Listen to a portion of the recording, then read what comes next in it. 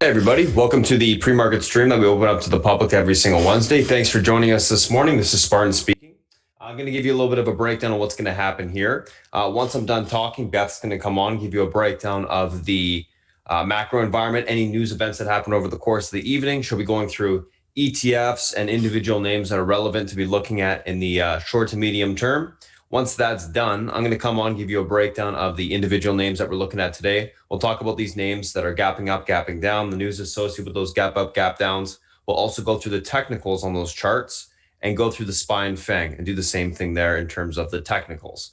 Once that's done, South Beach will come on, give you a breakdown of the macro environment, analyst calls for the day, as well as individual names that he's looking at. And then we'll do a quick little recap this morning of those names that we originally did that were gapping up, gapping down on news, and get ready for the open. So without further ado, I'm going to go ahead, pass over to Beth, and I'll talk to you guys shortly. Beth, if you're ready, it's all yours. I am indeed. So good morning, good afternoon, good evening, my friends. Welcome to those of you joining us pre-market here on the live stream on YouTube. And welcome to our new members as well, joining us on our pre-market for the first time.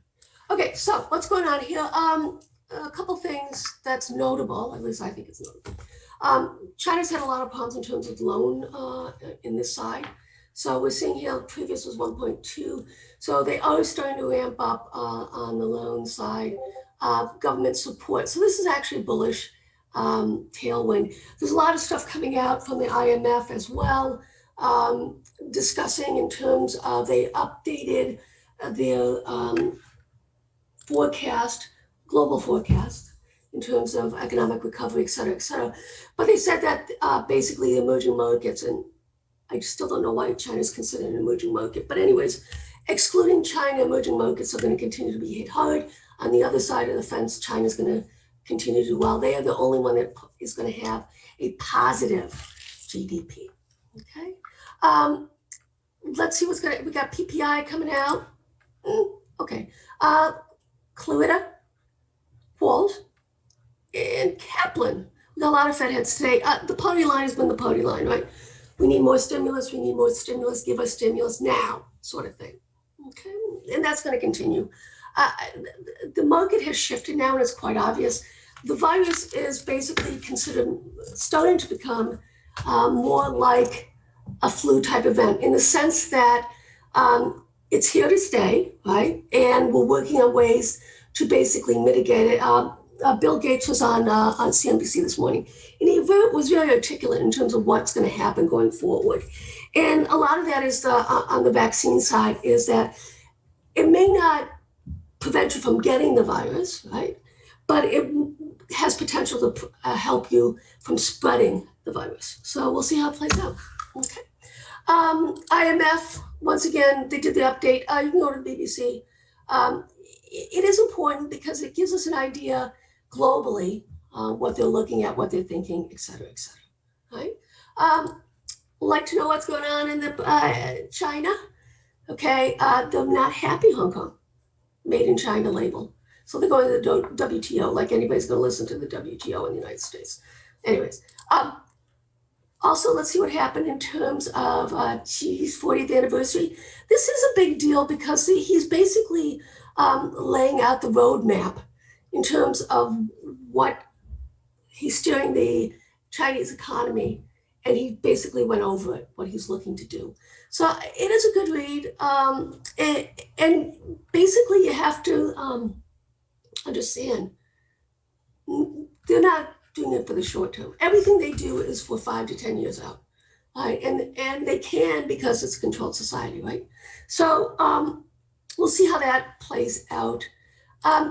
We've discussed in terms of, well, how are these institutions going to make money? Well, you just saw how they're going to make money. And I've been saying this is the only way they're going to be able to really kick up their profits is by their trading rooms, right? And obviously the larger money center type banks, institutions have the capacity to make big money, right? So there you go. Also be aware, we've been discussing this a little bit, that the earnings season is upon us, right? So you have to knock the cover off the ball, okay? You have to, right? If not, it's going to be a pop and drop. So it was bought into, then they're going to sell off. So there's going to be special times when it has to be better than good and it has to be better than expectations. Expectations are so high. To me, this is the narrative, right? They're going to reward those who can and do, and those who don't. Right? So that's the narrative that's set for this earnings cycle.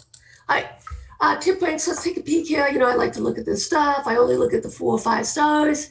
The peeps who are really, really bright have high success rate. I don't care, 60, 50, 60, nah, no. This is what I want, 85, 70. It's all about stats with me anyway, so you know that. And once again, it's very exciting to see some of these names popping up, okay? So this is telling me there's tailwinds for these, the price action that we're seeing right now, okay? So Facebook, ISRG, and the reason being is in order for it to get onto this list, it's a lot of technical, but it also has to do with their corporate governance and et cetera, et cetera, et cetera. Okay, what's going on in terms of analysts, you know the drill, right? Okay, sentiment. Remember how I said yesterday? Okay, it wasn't going to take much to get this knocked down. Okay, this was yesterday. See all that dark red, dark red, dark red? This is today. So for me right now, this the decline that we had yesterday was enough to reset. Okay, game on again. Right? I don't see. I mean, it could come down some more, but when you're in the 90s and you go down to the 60s and you're in this quadrant, well, there you go. What's also down here is gold, GLD. Silver is not, and that's still an infrastructure trade, right? And that's why we want to be overweight on silver. I am in some protective leverage ETFs on the downside, GLL and ZSL for gold and silver. And I basically have stops in it, pretty tight stops, because I think we're going to pop the top. And I kind of discussed that in the swing side, what I was thinking about on that side. Okay. So we see what happens here. All right, so we talk about seasonality. This is the S&P, right? This is the Nasdaq. Look at all these. It is a beast, okay? Still for the next few days. Then we get a little bit of a correction, but it's a beast, right? And even the Russell's kind of beastly. Anyways, let's look at the agricultural side.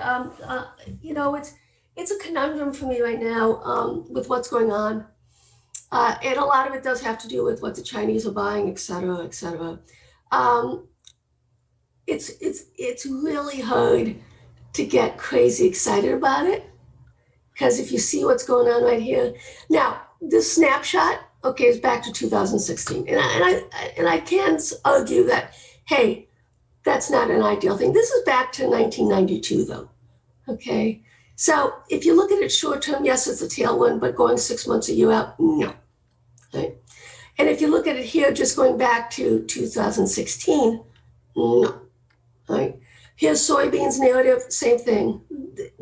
This is what happens when you have manipulation, right? And that's what it is, right? The trade agreement with China is you are required, mandated, right? So I don't know what to think of it yet, whether this actually is applicable anymore. And the reality is, as long as central banks and as long as governments intervene and do what they do and put their thumb on the scale, going backwards, it's really hard to draw conclusions, right? Okay, but here you can see here, this is the DBA, which is the agricultural ETF. You can see what's going on here. It's remarkable to go back in time, but this was once the value of commodities on the agricultural side, right? 43. And this is what deflation looks like. Literally, that's what deflation looks like. Okay? All right, so let's have a little bit of fun here. What happens, and I love this, they just added this function, so it's kind of super cool. All right, so what happens to these different ETFs going into an election cycle? Right? So XLK, you can see, right? Down, down, down, down, down, down, down. Okay, and this is I can only go back 1, 2, 3, 4, 5, 6 election cycles. That's notable. So let's look at XLF. Same thing. We're going to go exactly the same way. And then we're going to look at election cycle. Same thing. Pop, drop. All right. So we have, let's look at XLY. And you can go through all of these, right? Apply, and then we're going to look at here. Same narrative. So what this is telling me is it gets choppy, but the November dip is what you buy, okay? And it's across the board in all the different ETFs. Now let's take a look at the VIX, because I've talked about this before with my students and in class. We've gone over this, all right? And then let's look at the election cycle, okay? You get this pop into end of October. Then this is the drop that I'm looking at. And I'm kicking myself still because I still haven't done anything. And as you can see here, it's 5 out of 7 election cycles. It came down. And you can see here mildly but robustly down. In 2012 was kind of nah. So these are the setups that I'm thinking about in terms of for the end of the year. See how it plays out. Let's take a look at IWM. Let's go far out as we can. And then we're going to look at the election cycle. What happens here? Same narrative, right? Get a drop, pop, drop, and this is what you buy. This is the one that you want to buy. So it takes some patience from our side. But I am definitely going to be stalking it. And I may actually even buy it here earlier on this dip in October. Okay, we'll see. Let's take a look at the German rates versus the US rates, because German's top dog in the EU, obviously. We know that the US rates, right, kind of come down. But you can see how strong the German rates as a spread have been against the US. So this is a minus. So as the German rates go up, okay, the spread goes up. That means that the German rates are, the spread is in the German side. They're going higher, the rates. And now you see right here where we're at in this cycle, okay? So this is actually pretty interesting. And this is going to be a lever that the ECB, Lagarde, they're going to be looking at, as well as the Bundesbank. Right. So something to think about. Right. If this does start to come down, what does that mean? That the German rates are either staying the same or going down in yield, and the US rates are going up. Fascinating. It's going to be fun. Okay, so here's the euro, and you can kind of see what's going on here as well. As the rates went up in the Eurozone, right? The euro went up. Now we're at this flag formation.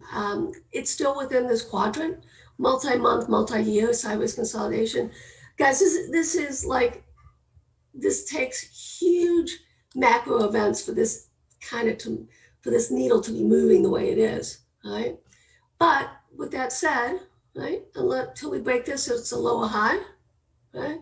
So one would anticipate and expect this is going to be the pivot point here. So that's the first line in the sand that the US dollar is probably going to start to rally again. I don't think it's going to happen. Okay, I think that the revaluation of the Chinese yuan is going to hold.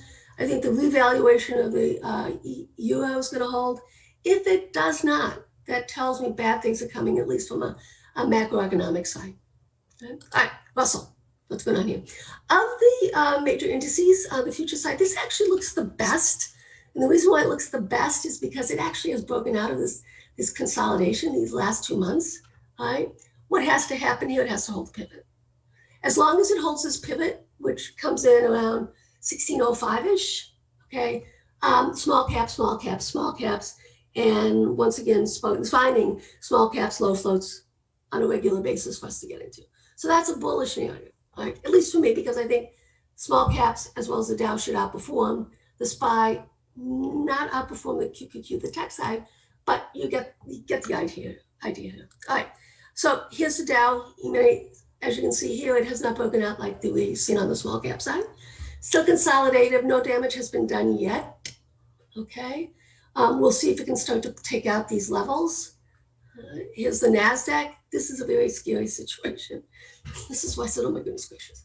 And this is why all-time highs are so hard for someone like me, because until you move forward, it's a double top, triple top, right? Until you start pushing through there. So until that happens, right, it's a double top, triple top. Right? SPY's the same thing, triple top. I hate this. Like I say, this is very exciting. And this is why when you're looking at these ETFs, guys, you have to look at the components to see what the largest are, like XLY, XLK, et cetera, and basically look at those from an individual basis and then see what happens. Like XLC, I'm in because it's Facebook and Google is 40% of it. Right? So to me, that's basically I'm playing Facebook and Google when I play the XLC. Okay, let's get to our VIX. You saw the seasonality, the impact of an election cycle on the VIX, right? So what does this mean? In theory, okay, we should have a little bit of a spike, and then that spike is what I'm waiting for to basically buy puts. And I'm looking for a 20% decline from the high, right? So I'm being patient with this. I'm kind of getting antsy, but I'm still being patient because, you know, in theory, next couple of weeks by the end of the month, we should probably be up to here in theory. I don't know if that's going to happen though. That's the theory behind it. All right, TLT. All right, let's take a peek. Okay, just took a peek. This is the daily. All right, so what did I say? TLT always fills the gap. Okay, it's working on it, slow and steady. But beyond that, this is dead money as far as I'm concerned. And I haven't traded it in quite some time because it's so hard. You have to scalp it, and I have zero interest in scalping TLT. I'm sorry. Anyways, size consolidation on the crude side once again. The physical is basically dead money. What you're going to see is continuation of M&A, mergers and acquisitions, and basically figuring out which ones. And you know, this also gets down to the XLU on the utility side, right? In terms of what's going on here. So we are starting to see a mini break on the XLU. So we have some individual tickers in it that are notable and meaningful, that makes sense, okay, to get in. But if we basically on the weekly close below this pivot, guys, I actually am probably going to buy some XLU puts, right? It's a low risk, high reward setup for me. I know where my stop is on the pivot, 63.03. Okay, let's see what happens. Okay. All right, let's take a look at, I want to take a look at gold. And I want to show you what I've been looking at, and this is why it's really interesting. This is, when you're looking at commodities, guys, you want to look at a 4 hour time frame. I've learned this years and years ago. This is the best time frame on the commodity side. All right, so what am I looking at here? It got extended on the downside, bounced off the TTM LRC. I had an extension, okay, that it bounced off of as well, reclaimed. So now the question is, and this is ultimately the question, and I think the answer to that question is yes, we are in a trading range, okay? And basically, this is it, and we're at the mid. And obviously by the EMAs clustering around here as well. This is the mean we're looking at. It has a little bit higher here on the TTM LRC, but that's okay with this whole zone. The question is going to be, can we reclaim, well, it did the first thing, it reclaimed 1900. Okay, so that's a check. Right? And as you can see, the 400 EMA. So now we have to see whether it can continue to reclaim, et cetera, et cetera. And this is why I'm actually just about fully invested now on the gold silver side, commodity side. That includes nail, that includes some infrastructure trades, et cetera. And what I'm looking for is I have a tight stop on all of these hedges. This is the ZSL that I'm in. I am not giving this a lot of room, okay? This is gonna be pretty tight, right? And the same thing with GLL, right? And then what I'll do is the same way, the way we stop entered it, we got into it. and we'll see what happens. You can see here there's an uptrend line that looks like it may be breaking. Right? Okay. All right. So seasonality does not start. Strong seasonality does not start on the precious metal side until November. So we're getting closer and closer. And I'm suspecting, to be honest with you, that it's going to surprise people. The only thing that has swept, which was notable, and I'm sure some of you have already talked to me about it, was the silver. This week and last week has been, if you look in terms of the scanners, the option scanners, how it, what happened, you'll see that ZSL. I did see some Barrick gold as well. So that's kind of notable too. So if you look at it, we're going to get to this week. All right, and we'll do this week. We'll look at the SLV. Okay, so there was a put sweep, so it was last, there we go. All right, so we had a couple orders here. All right, and what I liked about this, guys, is how far out they were. And let's take a peek at last week. This is where we saw the time coming in. All right, there we go.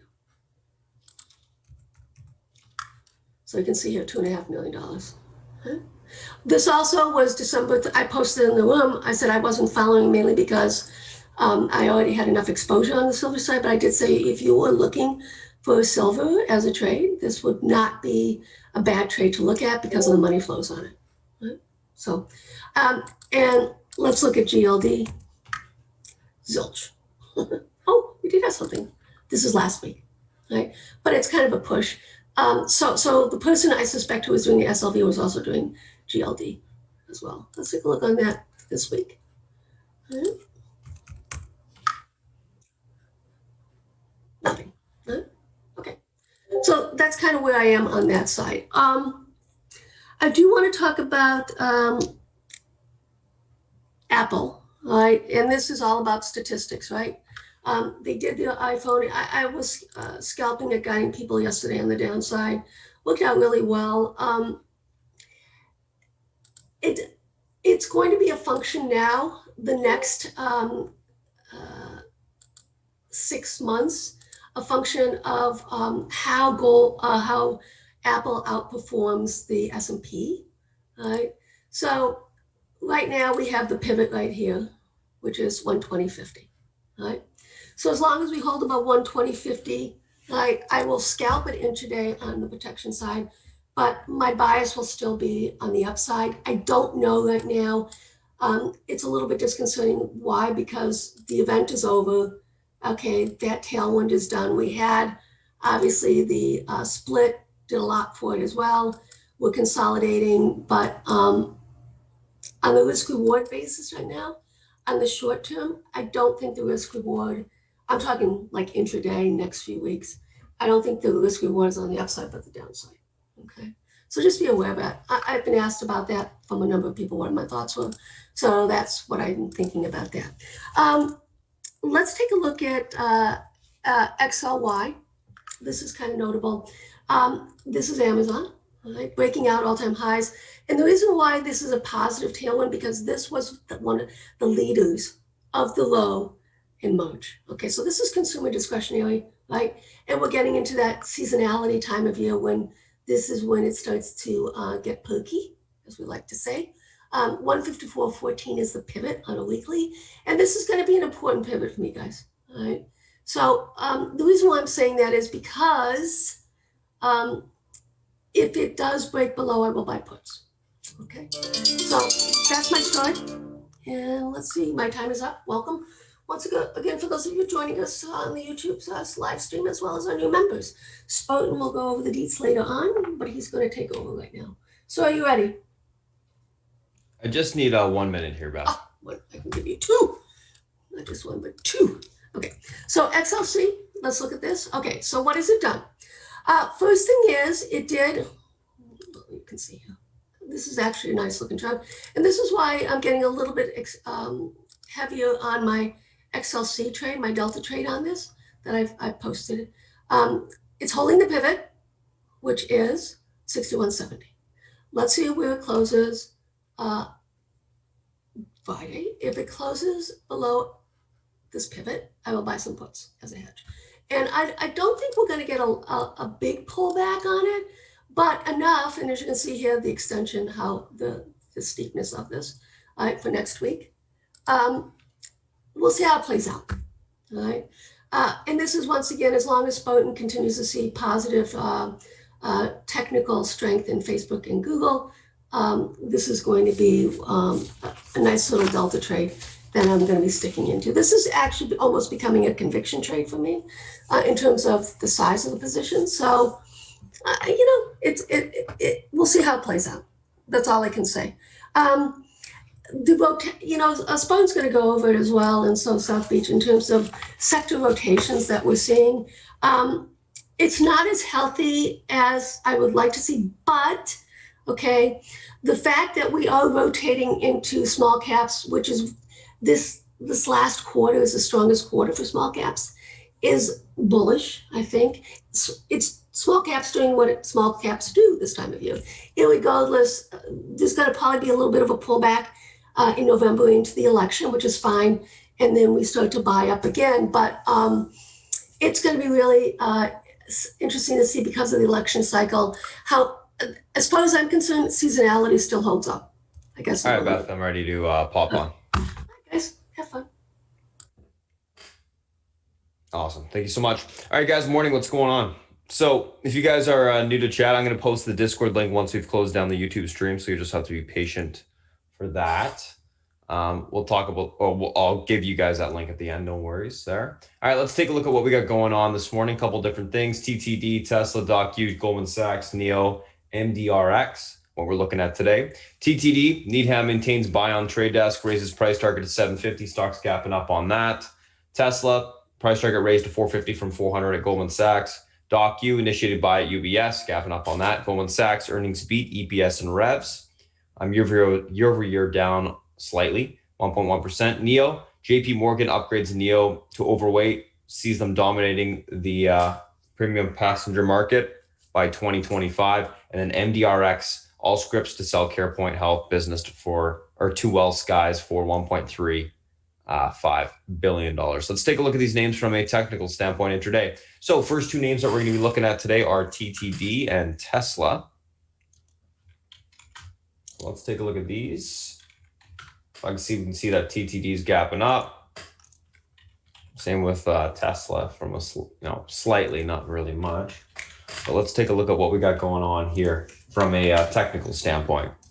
So I'm just going to set up the side chart here. 1 second. There we go. So TTD gapping up. Let's take a look at what we got going on the daily chart here. Delete these old support resistance areas here. So all-time high breakout, of course.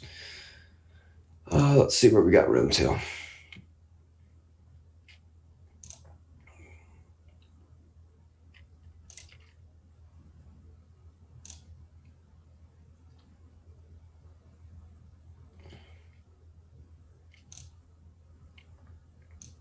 So do a couple of Fibonacci extensions on this thing.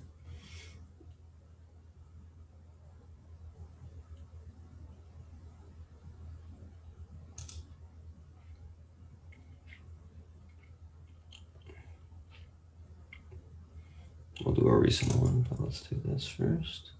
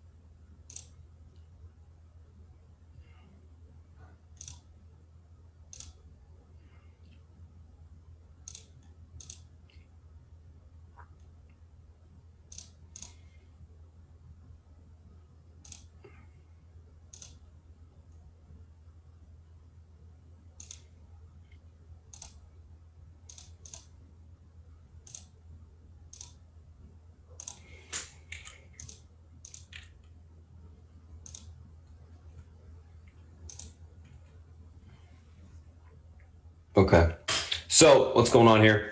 Pivot to the upside today is going to be the 663.52 spot.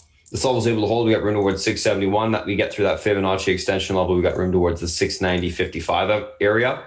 Unable to hold, look for a pullback towards 652.94, last day's highs, and then to that 636, which is another Fibonacci support level on the downside. Overall, going to be leaning bullish on TTD. I think we get a continuation push to the upside today. I think it does need a blow off to the upside. I mean, this thing's been absolutely ripping. Still has a little bit more room upside, so I'm thinking that we do get a little bit more continuation, and then we'll see what happens there. So I'll be leaning bullish on the name, looking for a continued push to the upside today. That's what I'm thinking here. Alrighty, let's take a look at Tesla.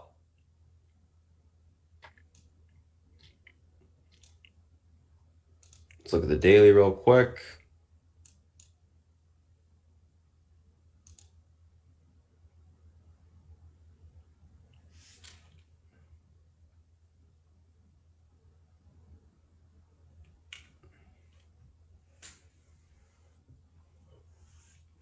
So obviously, downtrend broken, uptrend's intact above all EMA support. Daily looks, quite bullish.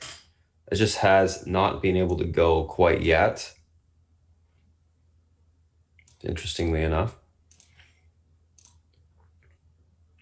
Pivot to the upside today will be last day's highs, 448.79.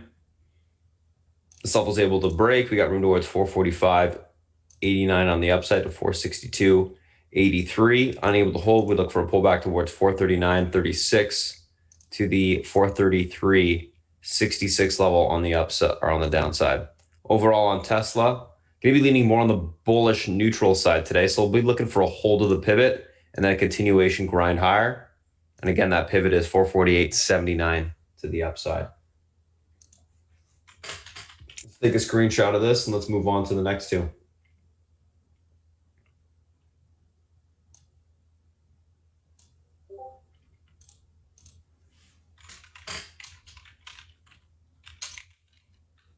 TTD, Tesla. All right, next two guys, let's take a look.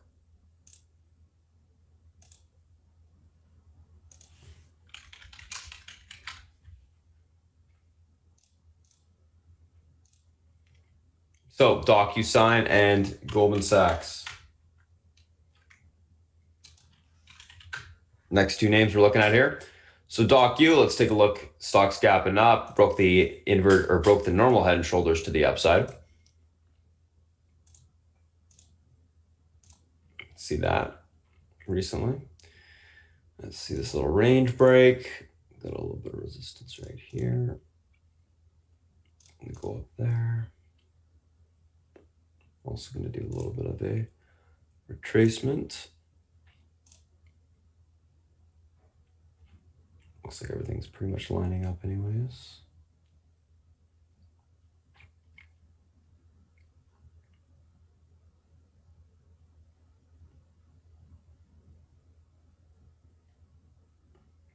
Yeah, okay.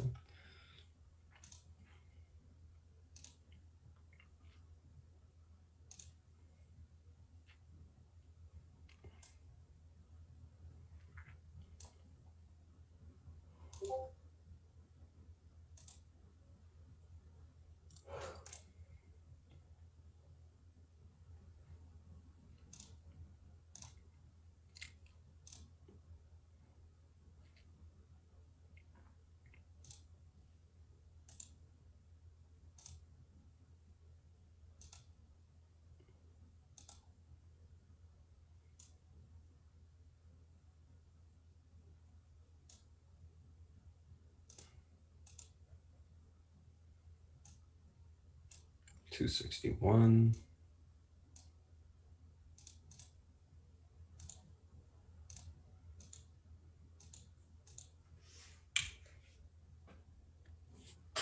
Okay, so pivot to the upside today will be that 244.36 spot. I'm actually just going to get one more support level here. There we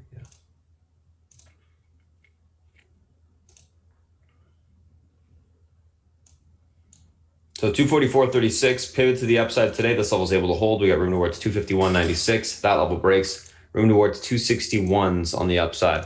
Unable to hold, we look for a pullback towards the 237.50 area. That level breaks. We see a little bit continuation lower into the 230, what was it? 230, 294 level on the downside. Overall on Docusign, going to be leaning on the bullish side as well today, looking for a continuation push to the upside.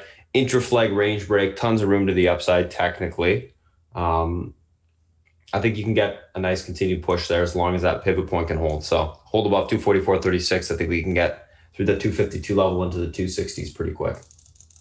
So that's Docusign. Let's take a look at Goldman Sachs, which, gapping up on earnings, EPS rev beat, all that good stuff.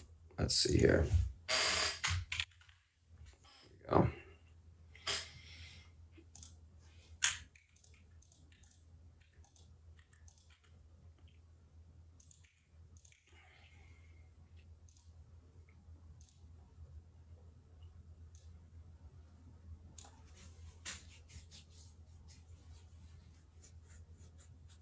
Okay.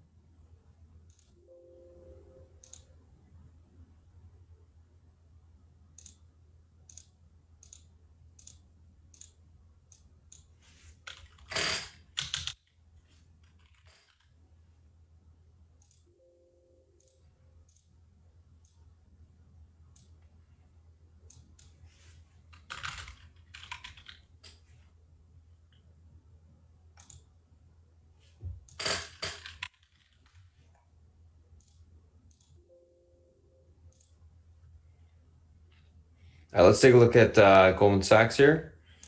Let's see.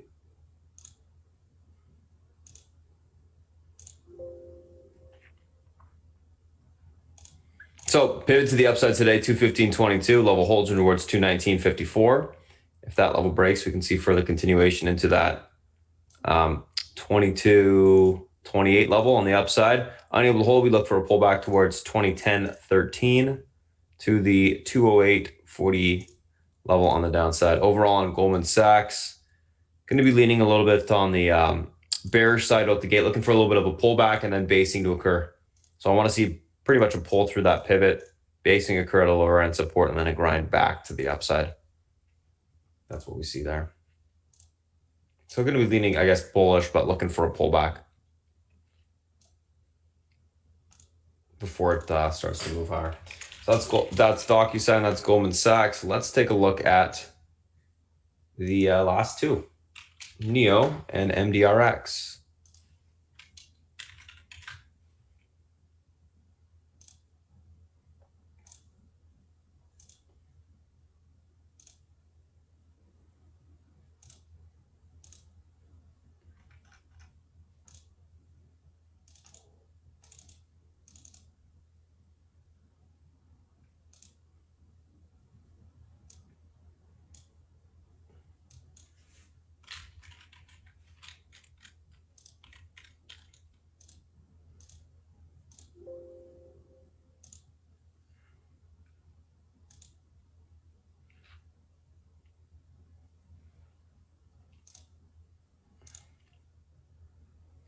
All right, so NEO obviously gapping up.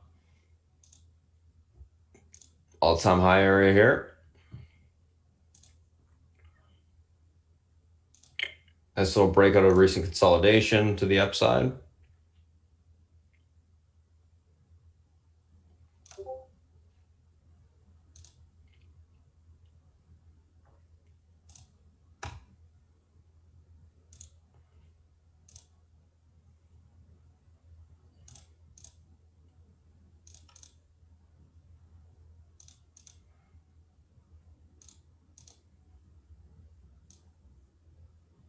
Is it 25.70 or 25.60? There it is.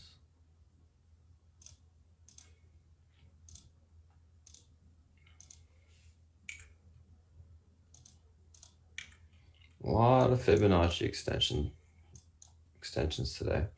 Alrighty, so 232.72 pivot to the upside today on NEO. This level is able to hold. We got room towards 24.43. That level breaks.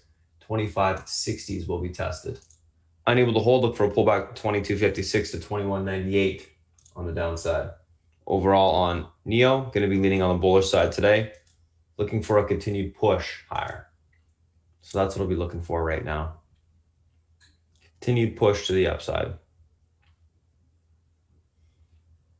All right, let's take a look at MDRX.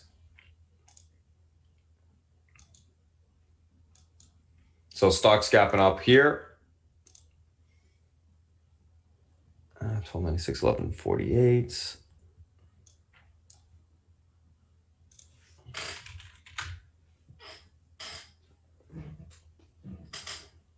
And effectively, before this, they sold, their market cap before this was 1.38 billion. So, it's significant, very significant. I would actually think this thing would be much higher.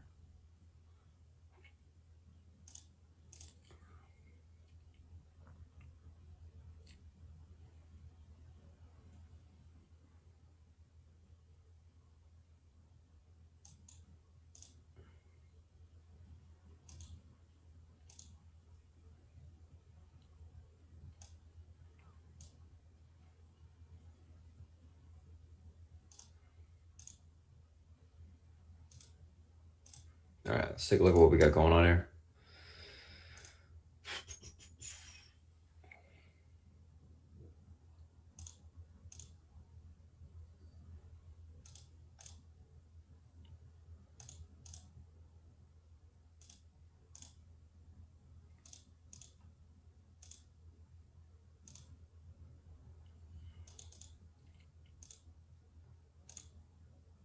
$11.84 pivot to the upside today. This level is able to hold. We got room towards 12.98 to 14.14. Unable to hold. Look for a pullback to 10.02 to 8.76 on the downside. Going to be leaning a little bit on the. I'm going to be leaning bullish as well as on this thing, but more so looking for a pullback and basing to take the stock long. Again, I do think the news is fairly significant. Effectively, they sold a part of their company for literally the market cap of what it was before. So I think that's quite bullish. We'll see what happens. If they can hold up on some basing at either the 50 MA or maybe a little bit of a pullback to the 10. After that, look to grab it long at that area and we can see if we can grind higher. So that is that. All right, let's take a look at the SPY and the FANG here, guys. SPY and FANG today.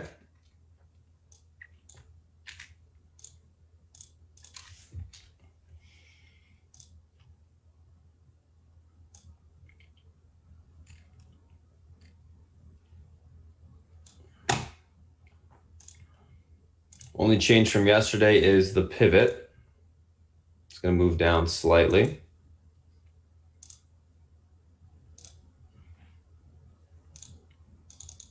Market overall on the daily chart. I'm going to flip to that in a second here.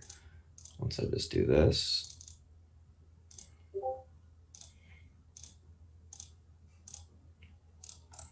Let's take a quick look. Tab it extended still. Okay. It'll be filled probably intraday today though. So market's a little bit extended to the upside. 351 is your pivot point to the upside today. Level holds towards 352.83 to 354.32. Unable to hold 349.06 to 347.72 will be tested on the downside. Overall, the market could be leaning a little bit on the bearish neutral side today. I think it's going to be a little bit of a choppier tape. I think the market's going to be stuck in a pretty tight range, may fade off a little bit, fill that gap area. And then I think you're going to see some pretty much bullish consolidation the rest of the day once that gap's filled. And then, maybe we get a breakout on Thursday to the upside. But overall, I think, tight range, more of a tight range today. It's going to be probably about individual names rather than a broader scope of pushing to the upside, just because it is slightly extended still, but bullish enough to hold up. So that's what I'm thinking on the SPY. Slightly bearish neutral. And then, we'll see what happens there. So that's the SPY. Let's take a look at Amazon. Or what am I doing? Apple. I do Apple first. All right, so Apple, let's take a look at what's going on here. So pretty much faded off after that event yesterday. I'm going to quickly pop up the daily chart. Quickly look at that. Was extended, gaps filled. That's actually quite bullish. Okay.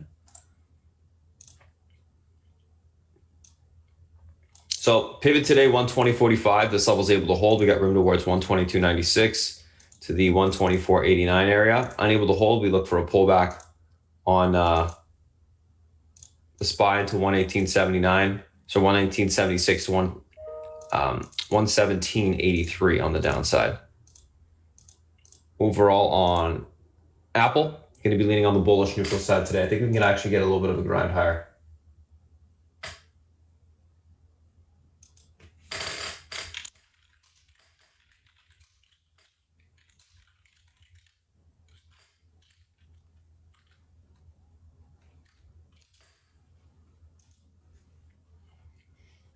Take a screenshot of this. Let's move on to the next.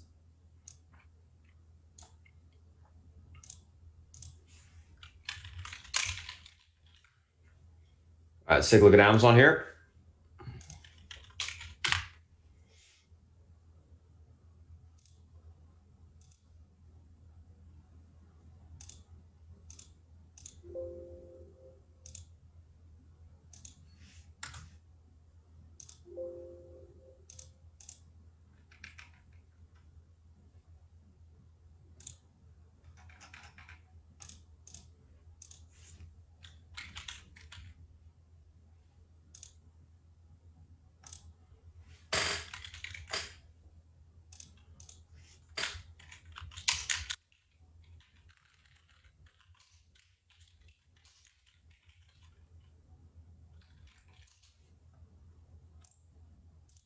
What's that, guys? Look.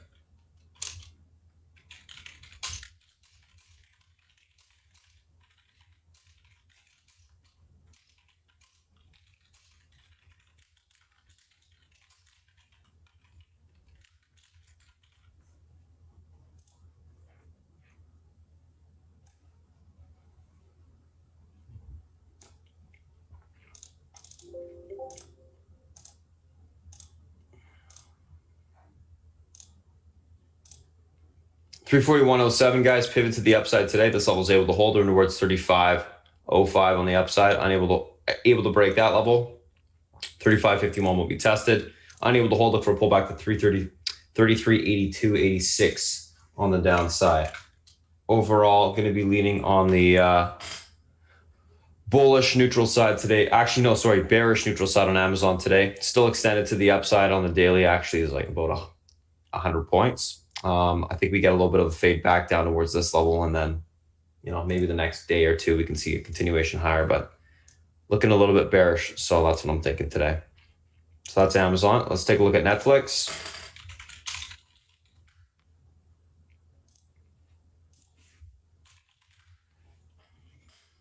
Netflix, nice little push. I'm pretty sure we're breaking this intra-flag range to the upside already. Should be. Which means we're going to have room to all-time highs.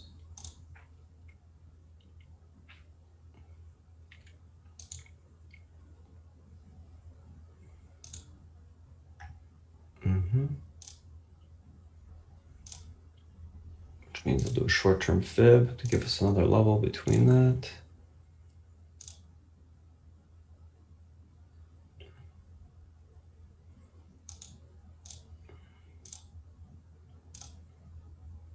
And we'll use pre-market highs as another one. All right, so pivot on Netflix today to the upside, 557.92. Levels able to hold. We got room towards 562.35 to 570s, and then all-time highs after that. Unable to hold, we look for a pullback towards the. Why is there two here?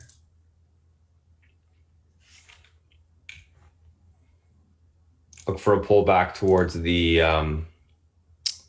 552 level on the downside, and if that level breaks, we got room for continuation lower to 541.82.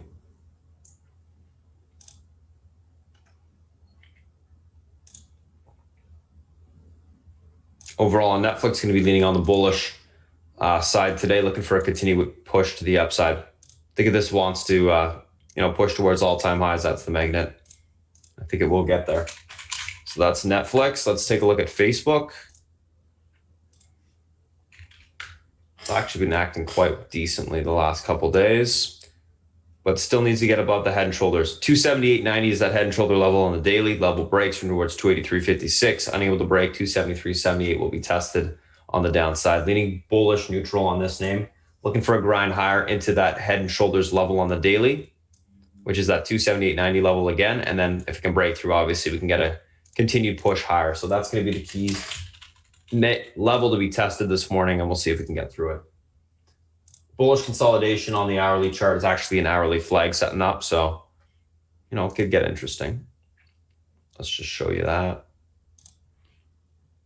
I mean, it's quite obvious. You can see it on the 10-minute, but there you go. There's the hourly. All right, let's take a look at Google, which I've loved Google for the last couple days here. You can see the big flag setting up there on the hourly as well. Tab it extended on the daily chart into that head and shoulders level. Okay, let's actually look at the intraday chart now.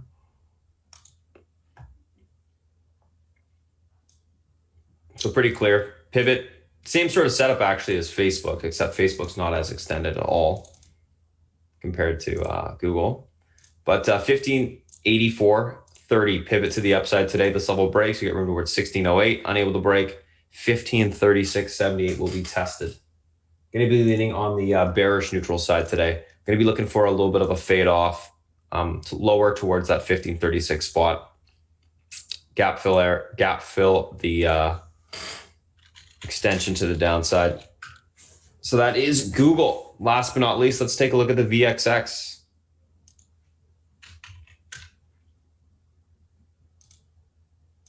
Save that real quick. There we go.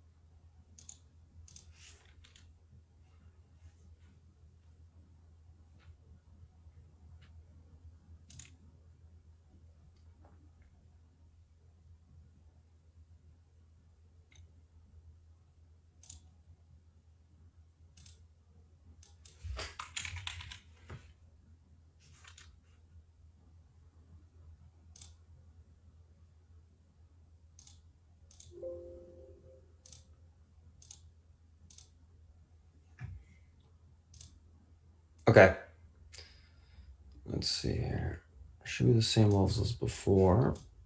Just going to quickly plot these up.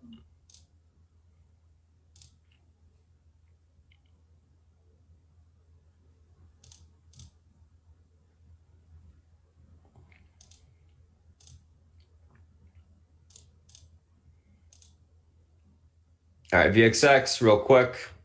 Pivot to the downside today, 2238 level breaks. You got room down towards the 2133. I'm actually going to put a level as well. Right here. 21.94, also going to be a key level in the short term. Level breaks, you got room down towards 21.34, able to hold to bounce back towards 22.28. That level breaks, you can get back towards last day's high area, 22.61, and then 23 is on the upside. So just levels to be watching on the VXX as well. Anywho, that's the SPY FANG individual names that we're looking at this morning, guys. Going to go ahead, pass over to South Beach as I type up the action plan, and then we'll do a quick little recap when we come back. South Beach, if you're ready, it's all yours.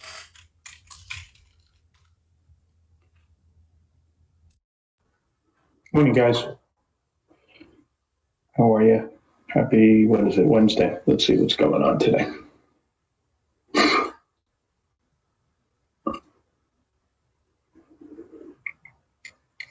Bond market, nothing. Very flat. Dollar,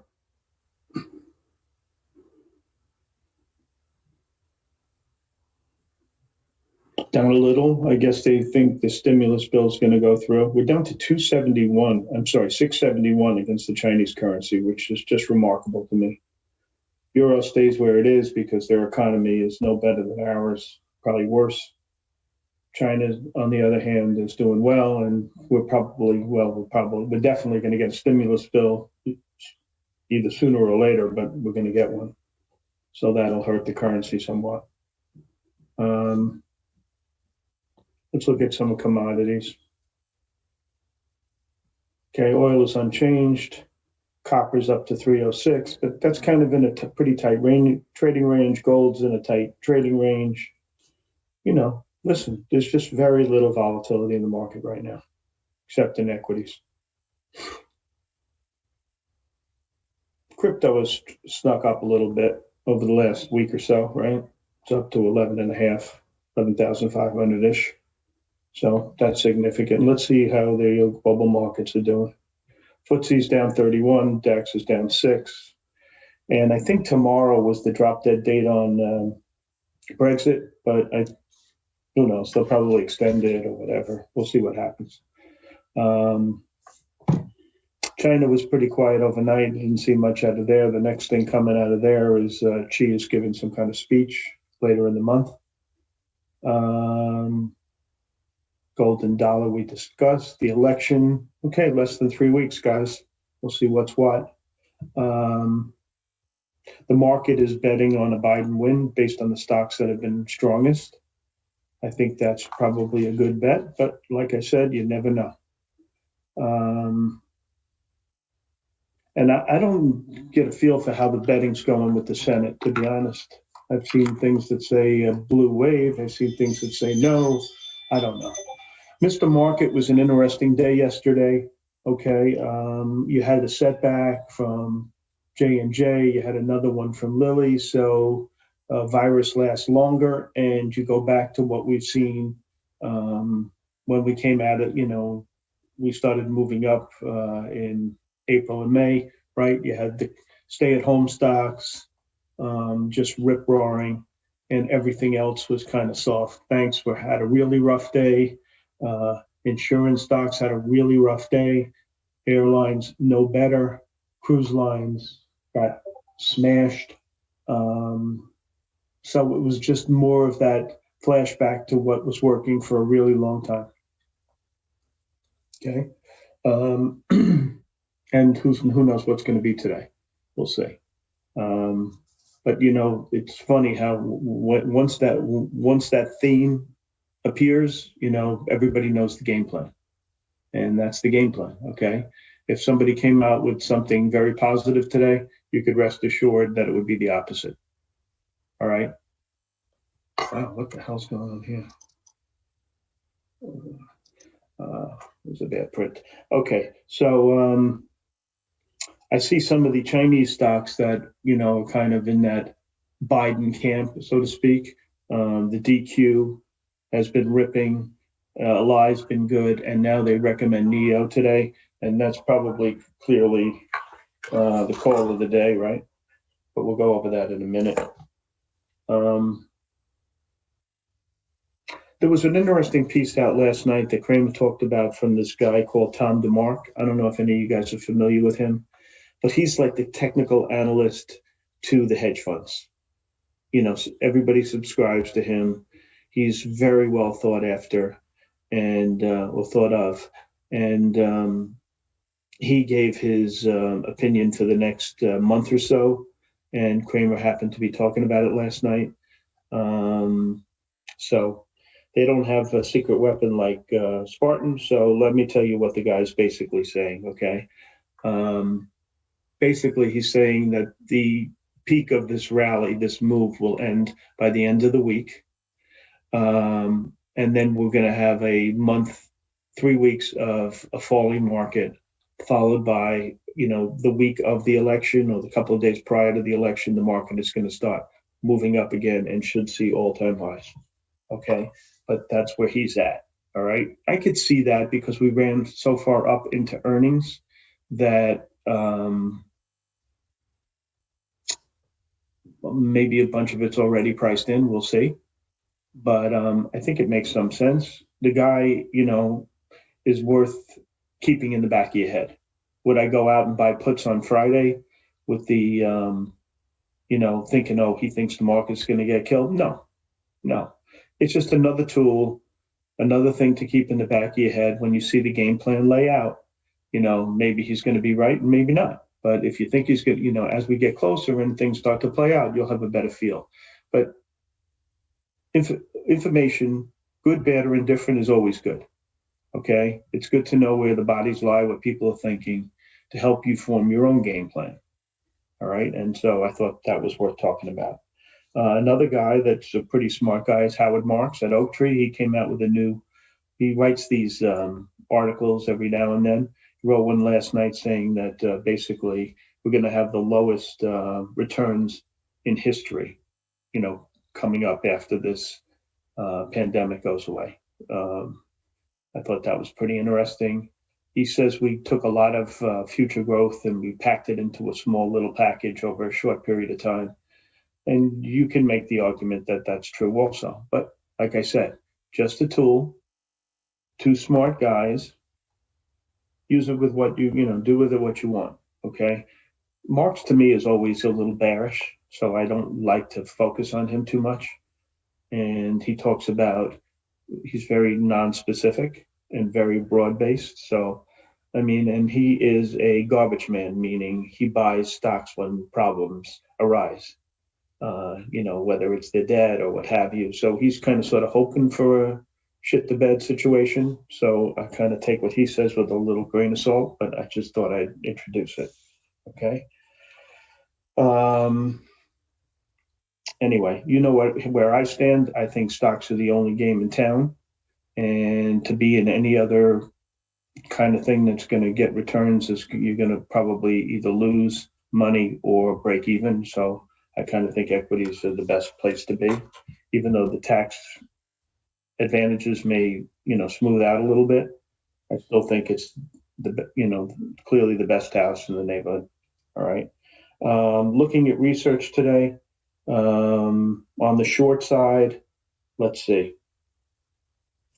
Wells Fargo. Wells Fargo reiterates a sell on Splunk, and they lower their target to 165, stocks 215. Basically, their feeling is this. They think the growth rate over the next year or so is going to be 15 to 20% versus street estimates of 40%. If they're right, their target will be right, but that's the call. I think it's worth noting. Okay, Wells Fargo, not known as a forward thinker in this group, but, that's what he's saying. And they reiterate the sell in VEEV, also VEEV, 225 target. That looks like it's no change. So I like the Splunk call better because at least they're giving some meat on the bone. They think the growth rate's going to slow. And so I like this call better than the VEEV. And that's the reason. Okay. JP Morgan downgraded Nvta from outperform to neutral. I own the stock. I don't give a shit what they say. If these guys can come up with stuff using this CRISPR technology, stock's going to be a monster. And if they can't, it won't be. But certainly, I don't care if the stock's 52 or 42 or 45 or 55, because it's going to work. It's going to be a lot higher. And if it doesn't work, it's going to be a lot lower. So that's what I'm doing with the research, and that's my sense on it. ALB was downgraded from equal to sell. This stock has been going up with this lithium stuff. Okay. Who knows? I don't know. Stock looks like it may be a double top, but I'll leave that technical stuff over to Spartan. Zillow Group. Who's this? Barclays reiterates the sell, raises the target to 55 to 70, stock's 101. The guy's wrong. He's been wrong. He'll continue to be wrong, and don't listen to the call. Okay, simple. And Groupon, they reiterate the sell, but they lower the target. I don't know. The only call here on the short side that I think has any merit to it is the Splunk, only because he introduced something that I hadn't seen before. Okay. On the long side, the call of the day is clearly NEO. Let's see what JP is exactly saying. Okay. They raised the rating from neutral to outperform. They raised the target from $14 to 40. So he has been sleeping for a bit. But basically, he's saying the smart car vehicle market in China has huge possibilities, and these guys are at the forefront of it. And he thinks it's going to be a big thing. Okay. Well, I don't disagree with the demographics over there. And I think NEO's probably as good an idea as any. You may get LI participating also. LI is more in the SUV business. NEO is more the car business, I think. And the other stock that's ripping over there is that solar stock, DQ. That's one to keep an eye on too. Okay. What else on the long side? Let's see. I like this J&J call. Believe it or not, it's out of Canner. They raised the target from 168 to 180. Look, J&J got hit on a drug that they were going to give away. Okay, so even if they didn't have the drug, it doesn't mean a hill of beans to their profits. So I think it's probably a good call. So I like that one. RBC raised the target in work. Target 37. Stock has a different look. It disappoints all the time. You know, I've been playing this name for a while. It just continually disappoints, but it looks like I'm seeing a lot of people like jumping on the work bandwagon. So we'll see what happens with that. I'm kind of inclined to like it again. What else did I see that was good? Let's see. Bunch of guys raised BlackRock, Wells Fargo. You know, they talked about a bunch of these tech stocks. So the ones they liked was CRM and Microsoft and Now and DocU. Okay, DocU 290 target, CRM 3.25, Microsoft raised to 243, and Now 600. I mean, if I had to buy one of them and go to a deserted island, I'd clearly buy Microsoft, but I don't have to go to a deserted island. Although it would be nice. We talked about Expedia yesterday, and one of you asked me about BKNG. Someone upgraded that this morning, Barclays. To me, they're the same company. They're both terrific. So Peloton raised the target at Barclays also to 142. These target raises keep getting incrementally smaller. All right. No, the target in Microsoft wasn't 600. No, I didn't say that. I said 243. Okay. The target in 600 was Now. Crash. Okay. All right. Let's see what else. Goldman has a sell on Apple, continues. The guy has his head up as Tookus. Argus has a 150 target. Morgan Stanley is constructive on the stock. You know, look, here's the thing, guys. Their products are so sticky that I rarely see someone switch from an Apple phone to one of their competitors. So that's it in a nutshell. And when you need a new phone, you get a new phone. Is it going to be the iPhone, whatever it is now, 12, or is it going to be 13 or whatever? Yeah, whatever. It doesn't matter. I think the stickiness of the Apple products is just incredible, and I never see anybody leave them to go to another product. I mean, I guess people do. I just don't know anybody who has. So that's my sense on that. This Axta is a company that a lot of people like, and Goldman raised their target from 26 to 32. It looks like it could break out. I don't know. You know, when you have in stocks like these high PE tech stocks trading like, you know, $1, $2, $3, $4, $10 at a time, and you see a stock that's up 20 cents, it's really hard to get excited. So, I mean, I don't blame everybody for trading the ones that move. That's where the money is. And that's that. All right. So let's look at Syndicate. All right. There's how many deals coming today? There's this one called CDAK, 5.5 million at 15. It's a biotech company using some new technology called Exosom. Here's the story though, guys. It's 5.5 million shares. One guy, one of their customers could buy the whole 5.5 million. So when the float is this tiny, they tend to work, even though this one was priced in the middle and doesn't look too exciting. I mean, 5.5 million, you can do whatever you want with the stock. All right. We know that from these little stocks we trade. So this is no different. All right. And there are two secondaries, COLD, 3 million at 38, and Royal Caribbean, what is it, 83 million at 60, I think they priced it at. Oh, 8.3 million at 60. All right. So these guys have raised a truckload of money. Royal Caribbean's raised 8.5 billion, Carnival 12, Norwegian 6. This will buy them, according to one analyst today, 8 months. They're losing 300 million a month. But at the end of the day, they have to service the debt. And these stocks just suck. What else can you say? All right. And you don't have to take a cruise. You're going to have to fly eventually to see family, friends, whatever. You never have to get on a boat if you don't want to. So I don't like these companies at all. So anyway, that's the Syndicate, right? Earnings today, Goldman was good, USB was good, UNH was good, Bank of America, Wells Fargo, not so good. And tonight you have UAL,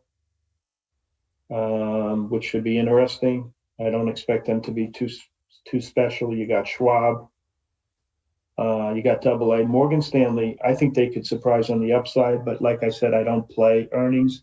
If I were going to play them, I would do some kind of options, maybe a butterfly, a little bit out of the money. I'm thinking about doing that. I just think this guy's got it all right to get away from trading and into earnings that are predictable and raise your PE from 10 to 20 like Schwab did. And so I'm kind of really starting to warm up to this one. WBA, I think they have earnings tonight, and they've missed, what, 2 or 3 times in a row. So we'll see what happens with that one as well. Okay. And that's that. Or I think actually Morgan Stanley and WBA tomorrow. Tonight you got AA and UAL. I hate to be sorry to confuse you. And what else do I have? That's about it. I mean, look, if the Marx edict is going to pan out, he predicted that today, tomorrow, and Friday would be pretty good up days, and then we'd roll over next week. We'll see. I'm not playing his thinking. I'm just thinking about it, okay? And I'm sharing it with you guys. All right. I don't think you can play something like that. All right. You see if it works out, and then you make your call. All right. Is there any questions? I'm running out of time. I have that, what's it called? The NVAX is up a little bit today. I did carry that one. And I bought this little small stock at the end of the day, HALB. Reminded me, remember we bought that little small stock a couple of months ago and the stock just ripped your face off?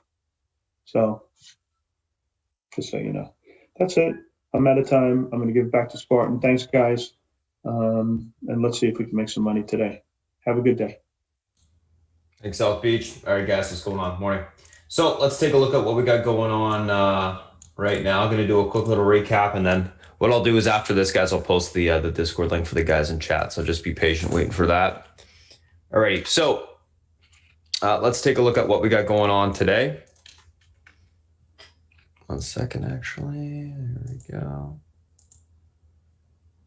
Okay, there we go. So a couple things, guys.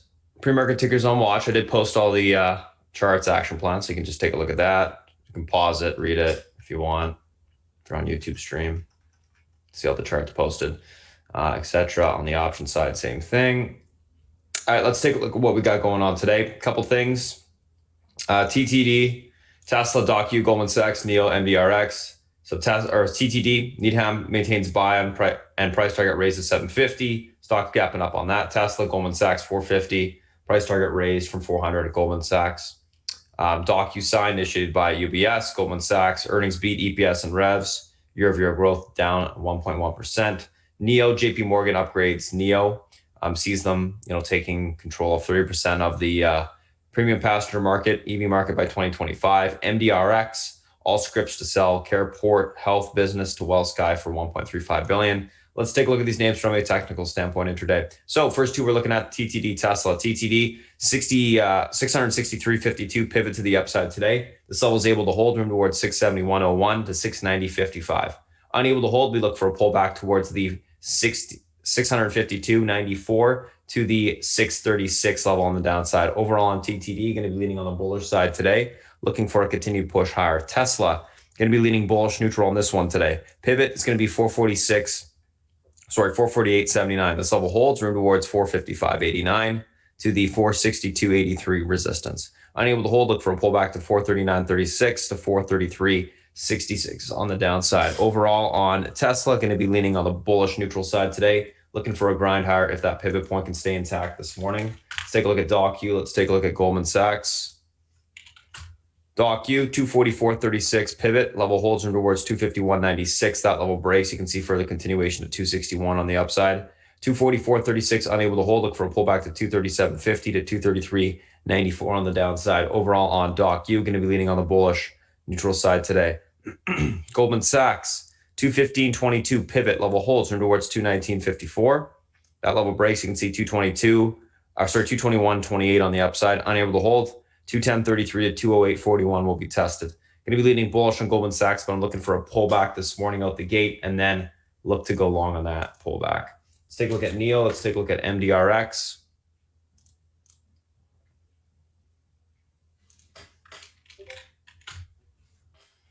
$23.72 pivot level holds on NEO, room towards 24.43. That level breaks. 25.60 will be tested. Unable to hold. 22.56 to 21.98 will be tested on the downside.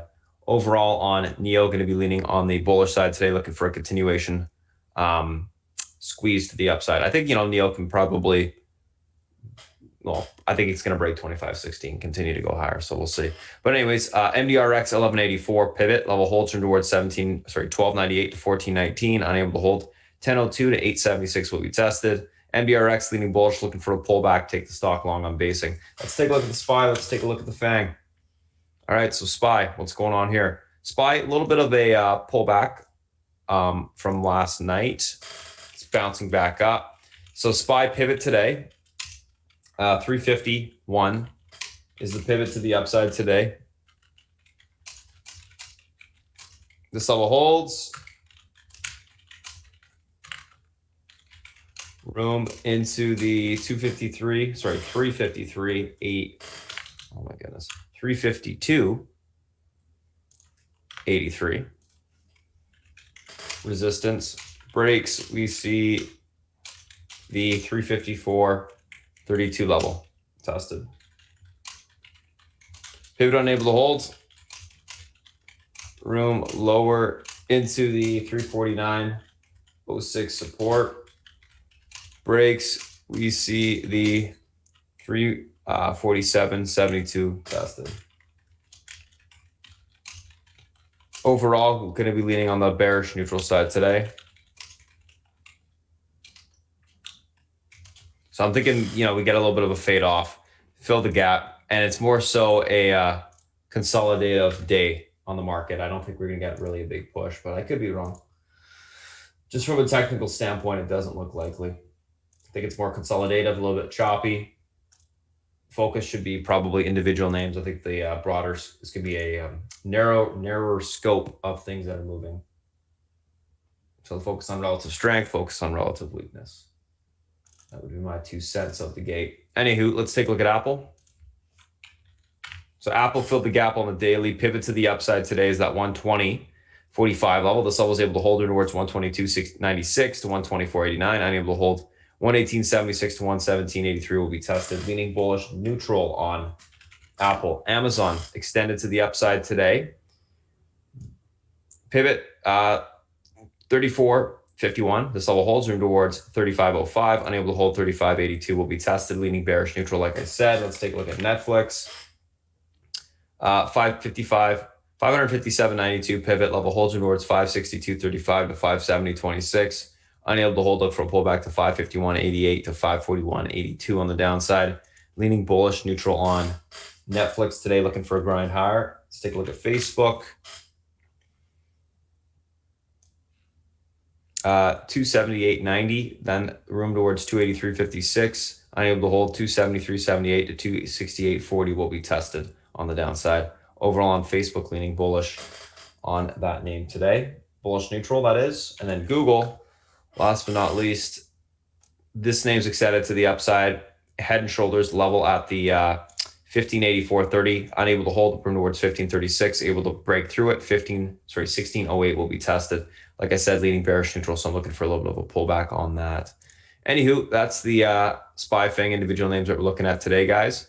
I'm going to go ahead and get my admin to close down the stream for now. If you guys do have any questions, feel free to reach out, spartantrading.com, or you can check us out there.